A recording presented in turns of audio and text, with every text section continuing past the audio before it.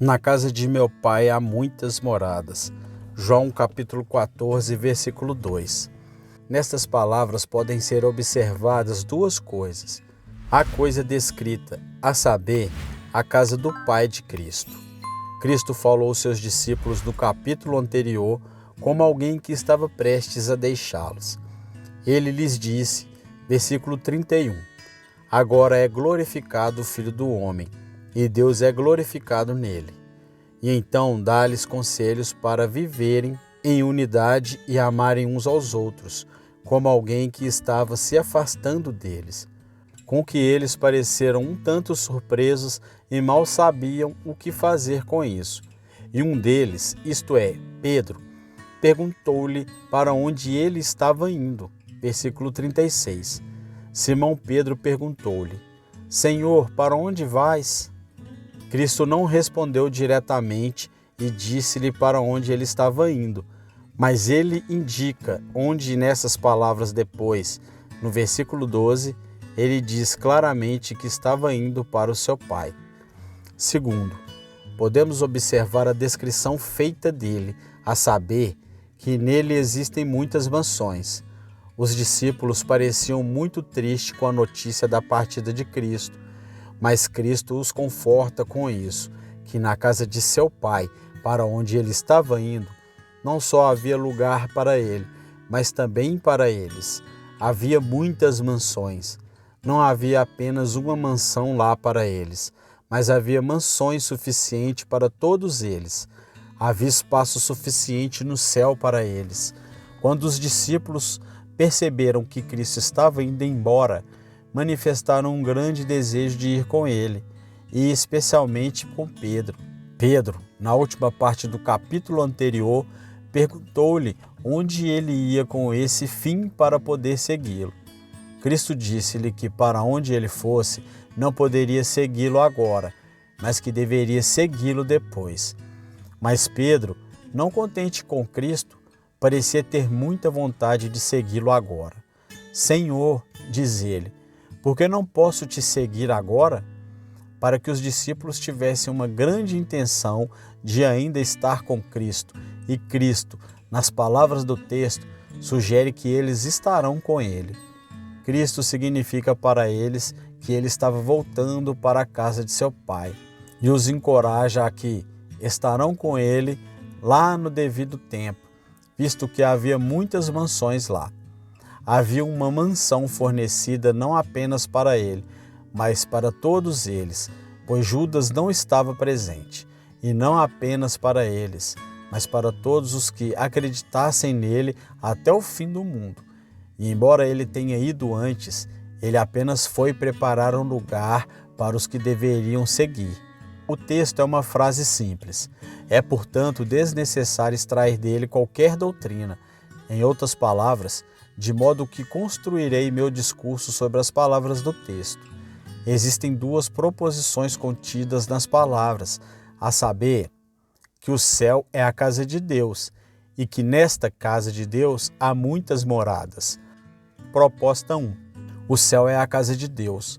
Uma casa de culto público é uma casa onde o povo de Deus se reúne de tempos em tempos para participar das ordenanças de Deus, e que é separada para isso e é chamada de casa de Deus. O templo de Salomão era chamado de casa de Deus. Deus foi representado como habitando ali.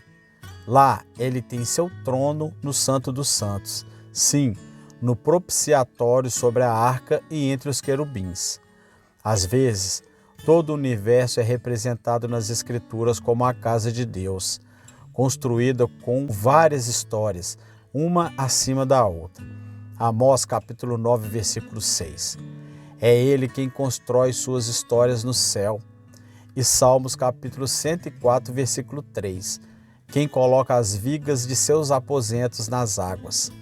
Mas o céu mais elevado é especialmente representado nas Escrituras como a casa de Deus. Quanto à outra parte da criação, Deus as designou para usos inferiores, mas essa parte ele reservou para si mesmo, para sua própria morada.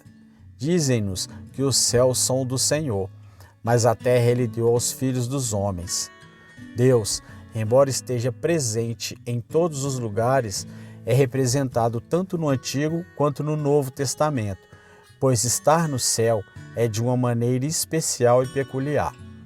O céu é o templo de Deus. Assim lemos sobre o templo de Deus no céu. Apocalipse capítulo 15, versículo 5. O templo de Salomão era uma espécie de céu. O apóstolo Paulo, em sua epístola aos Hebreus, de tempos em tempos chama o céu de o Santo dos Santos, como sendo o antítipo não apenas do templo de Salomão, mas do lugar santíssimo daquele templo, que era o lugar do mais sagrado de Deus. Residência imediata. Hebreus capítulo 9, versículo 12. Ele entrou uma vez no lugar santo. Versículo 24. Por que Cristo não entrou num santuário feito por mãos, que são figuras do verdadeiro, mas no próprio céu? As casas onde as assembleias de cristãos adoram a Deus são, em alguns aspectos, figuras desta casa de Deus acima. Quando Deus é adorado neles, em espírito e verdade, eles se tornam a obra externa do céu, e por assim dizer, suas portas. Como nas casas de culto público, aqui a assembleia de cristãos que se reúne para adorar a Deus. O céu é representado nas Escrituras como a morada de Deus. Salmos capítulo 113, versículo 5. Quem é semelhante ao Senhor nosso Deus, que habita nas alturas? E Salmos 123, versículo 1. Para ti levanto os meus olhos, ó tu que habitas no céu. O céu é o palácio de Deus. Esta é a casa do grande Rei do Universo.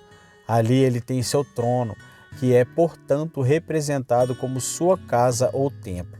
Salmos capítulo 11, versículo 4. O Senhor está no seu santo templo, o trono do Senhor está nos céus. O céu é a casa onde Deus habita com sua família. Deus é representado nas Escrituras como tendo uma família. E embora alguns membros dessa família estejam agora na terra, ainda assim eles estão no exterior e não em casa, mas todos indo para casa. Efésios capítulo 3, versículo 15. De quem toda a família no céu e na terra tem um nome. O céu é o lugar que Deus construiu para si e para seus filhos. Deus tem muitos filhos e o lugar designado para eles é o céu.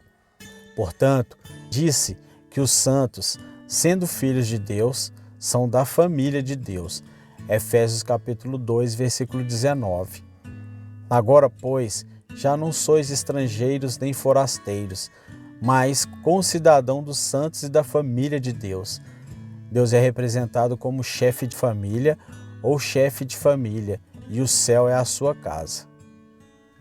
O céu é a casa não apenas onde Deus tem seu trono, mas também onde ele, por assim dizer, mantém a sua mesa, onde seus filhos se sentam com ele à sua mesa e onde são festejados de maneira real, tornando-se filhos de tão grande rei. Lucas capítulo 22, versículo 30. Para que comais e bebais a minha mesa no meu reino. Mateus capítulo 26, versículo 29. Mas eu vos digo que não bebereis mais deste fruto da videira até aquele dia em que o beber novo convosco no reino de meu Pai. Deus é o Rei dos reis e o céu é o lugar onde ele mantém sua corte. Existem seus anjos e arcanjos que, assim como os nobres de sua corte, o atendem. Existem muitas mansões na casa de Deus. Por muitas mansões entendem-se muitos assentos ou locais de residência. Por ser um palácio de rei, existem muitas mansões. As casas dos reis costumam ser construídas muito grandes, com muitos quartos e apartamentos imponentes. Portanto, há muitas mansões na casa de Deus. Quando isso é falado sobre o céu, deve ser entendido principalmente em sentido figurado, e as seguintes coisas parecem nos ser ensinadas nele. Há espaço nesta casa de Deus para um grande número. Há espaço no céu para uma vasta multidão. Sim, espaço suficiente para toda a humanidade que existe ou que existirá. Lucas capítulo 14, versículo 22. Senhor, é feito como ordenaste e ainda há espaço. Não é como o templo celestial, como muitas vezes acontece com as casas de culto público neste mundo, que elas se enchem e se tornam pequenas e escassas demais para aqueles que se reúnem nelas, de modo que não há espaço conveniente para todos. Há espaço suficiente na casa de nosso Pai Celestial. Isto é parcialmente o que Cristo pretendia nas palavras do texto, como fica evidente na ocasião em que ele as pronunciou. Os discípulos manifestaram um grande desejo de estar onde Cristo estava, e Cristo, portanto, para encorajá-los a que fossem como desejavam, diz-lhe que na casa de seu Pai, para onde ele ia, havia muitas moradas, ou seja, espaço suficiente para eles. Há misericórdia suficiente em Deus para admitir uma multidão incontável no céu. Há misericórdia suficiente para todos, e há mérito suficiente em Cristo para adquirir a felicidade celestial para milhões de milhões, para todos os homens que já existiram, são ou existirão. E há suficiência na fonte da felicidade do céu para suprir, preencher e satisfazer a todos. E há em todos os aspectos o suficiente para a felicidade de todos. Existem acomodações suficientes e adequadas para todos os diferentes tipos de pessoas que existem no mundo, para grandes e pequenos, para altos e baixos, ricos e pobres, sábios e insensatos, escravos e livres, pessoas de todas as nações e todas as condições e circunstâncias, tanto para aqueles que foram grandes pecadores, como para os fígados morais, para os santos fracos e aqueles que são bebês em Cristo, bem como para aqueles que são mais fortes e mais crescidos na graça. Existem no céu suficiência para todo tipo de felicidade. Existe uma acomodação conveniente para cada criatura que ouvirá os chamados do Evangelho. Ninguém que venha a Cristo, seja qual for a sua condição, precisa temer que Cristo lhe providencie um lugar adequado no céu. Isto parece ser outra coisa implícita nas palavras de Cristo. Os discípulos eram pessoas de condições muito diferentes de Cristo. Ele era o mestre deles, e ali estavam seus discípulos, e ele era o Senhor deles, e havia os servos, e ele era o guia deles, e eles eram os seguidores. Ele era o capitão deles, e eles os soldados. Ele era o pastor, e eles as ovelhas. Ele era, por assim dizer, o Pai, e eles os filhos. Ele era o glorioso e santo Filho de Deus. Eles eram os homens pobres, pecadores e corruptos. Mas, ainda assim, embora estivessem em circunstâncias tão diferentes das dele, Cristo os encoraja de que não haverá apenas lugar no céu para ele, mas para eles também, pois havia muitas mansões ali. Não havia apenas uma mansão para acomodar o Senhor, mas também os discípulos, não apenas o chefe, mas os membros, não apenas o Filho de Deus. Está ainda implícito que o céu é uma casa que foi realmente construída e preparada para uma grande multidão. Quando Deus criou o céu no início do mundo, ele pretendia que fosse uma morada eterna para uma vasta e inumerável multidão. Quando o céu foi criado, ele foi planejado e preparado para todas aquelas pessoas específicas que Deus desde a eternidade planejou salvar. Mateus capítulo 25, versículo 34. Vinde, benditos de meu Pai, herdai o reino, preparados para vós desde a fundação do mundo. E esta é uma multidão muito grande e inumerável. Apocalipse capítulo 7, versículo 9. Depois disso olhei, e eis que uma grande multidão, que ninguém podia contar, de todas as nações e tribos e povos e línguas, estavam diante do trono e diante do Cordeiro, vestido de vestes brancas, como uma casa construída para uma grande família é construída grande e com muitos cômodos, como um palácio construído para um grande rei que mantém uma grande corte com muitos servos, é construída extremamente grande com muitos apartamentos, e como uma casa de culto público construída para uma grande congregação é construída muito grande, com muitos assentos. Quando é dito, na casa de meu pai há muitas mansões, significa que existem assentos de várias dignidades e de diferentes graus e circunstâncias de honra e felicidade.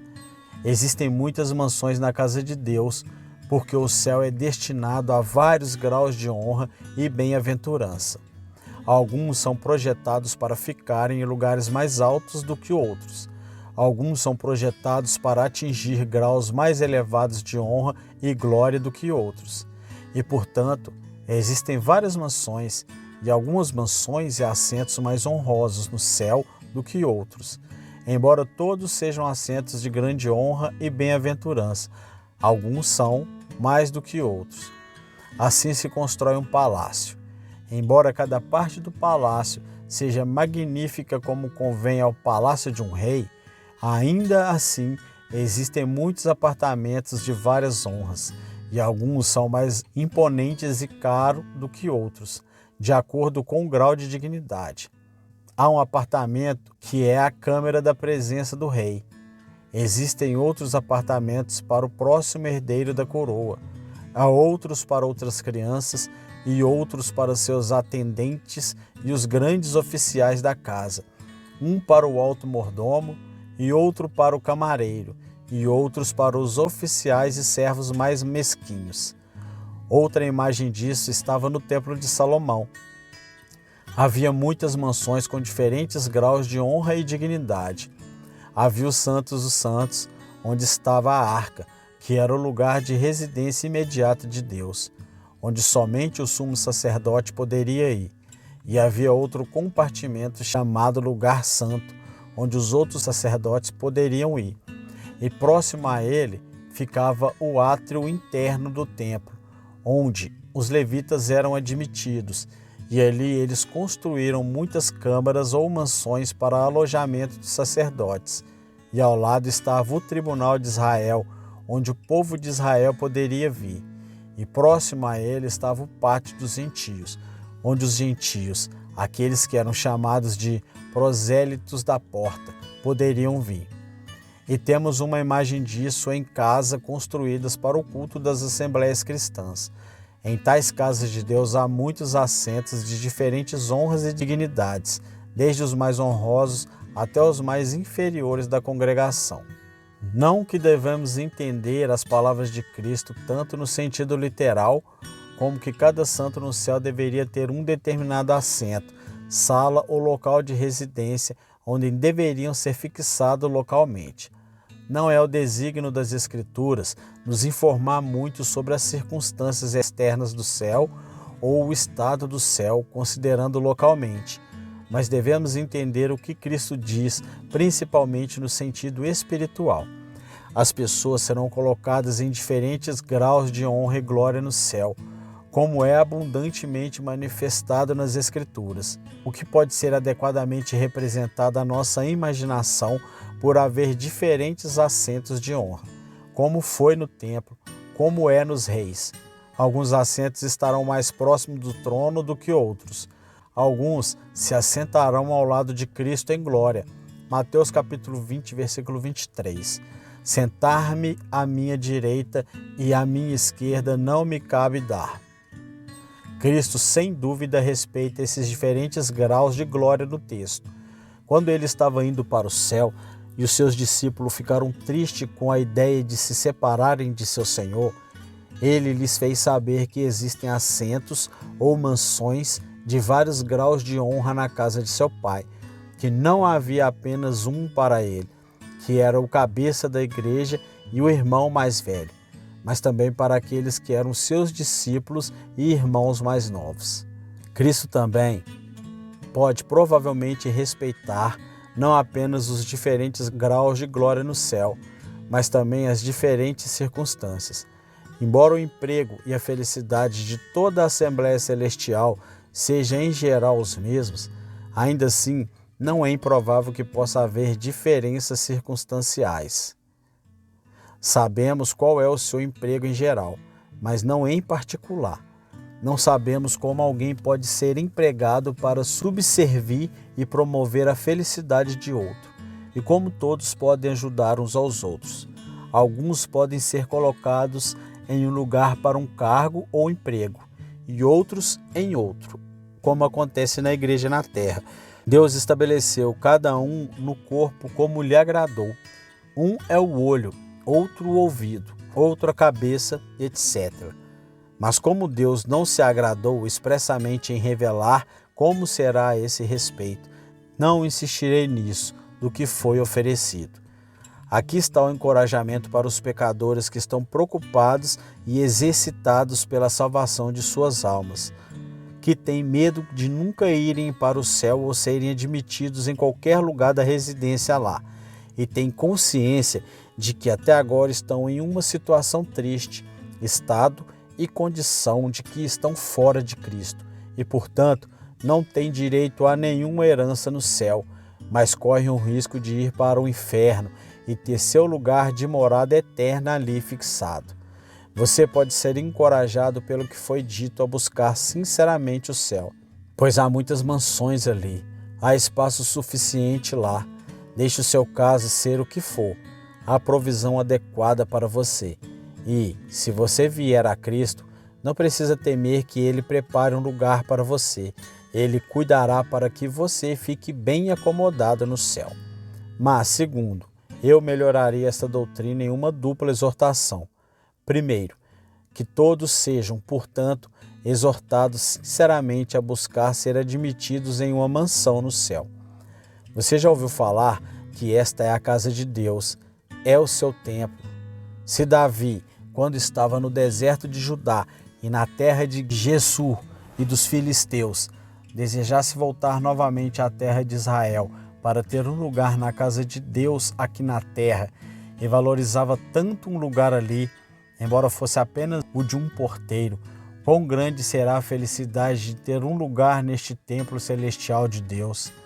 Se forem considerados como desfrutando de um grande privilégio aqueles que têm um assento designado para ele nas cortes dos reis ou em apartamentos no palácio dos reis, especialmente aqueles que ali residem na qualidade de filhos do rei, então quão grande privilégio será isso?